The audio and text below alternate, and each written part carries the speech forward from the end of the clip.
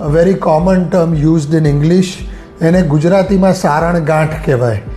મારી પાસે બહુ જ બધા પેશન્ટો હર્નિયાના ઓપરેશન માટે આવે અને પછી ઓપરેશન પછી મને પૂછવા આવે કે સાહેબ તમે ગાંઠ કાઢીએ ક્યાં છે.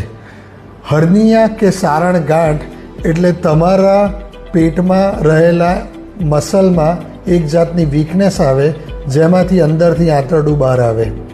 અમે ઓપરેશન કરી અને આ આંતરડાને અંદર પાછું મૂકીએ, અહીંયા સ્ટીચ લઈએ અને એની ઉપર એક ફોરેન મટીરિયલ મેશ મૂકીએ.